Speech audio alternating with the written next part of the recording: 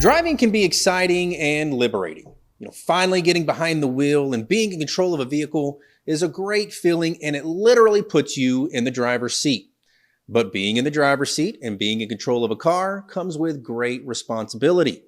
Now, one of these responsibilities that we've talked about, and we're going to continue to talk about more, is being safe.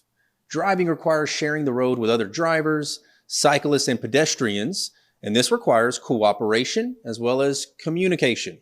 And by working together, we can all stay safe on the roads and we can get to where we need to go. Now, let's talk about some of the ways that we can be mindful of other drivers on the road, and we can all work together to create a safer driving environment.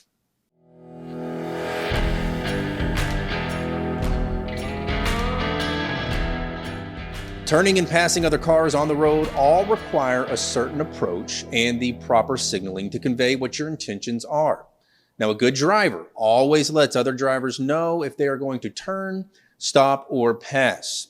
And signaling does that. It communicates your intentions when driving, and it also helps other drivers around you to be able to plan and know what to do ahead of time.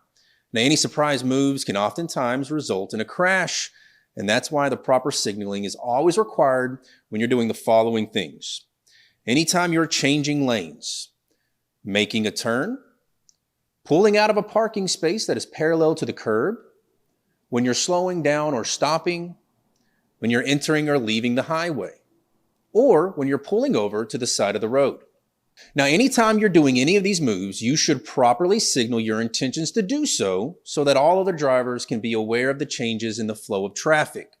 Now, to properly signal, you may either use the signal lights on your car, or you can still do it the old-fashioned way with arm signals, which, surprisingly enough, is still allowed when you want to signal a turn.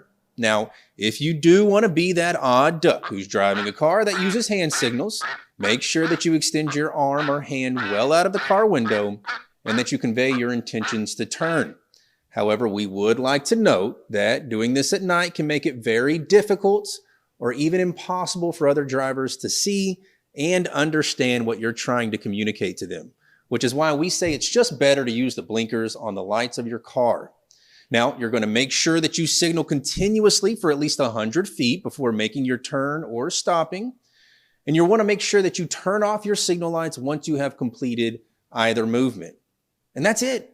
That's signaling. It's a pretty simple thing, but it has extreme importance in order to communicate to all other drivers on the road what your intentions are so that you can prevent any surprise moves that could result in an accident. Now, in the next topic, we're going to discuss passing and the proper way you should pass another driver on the road.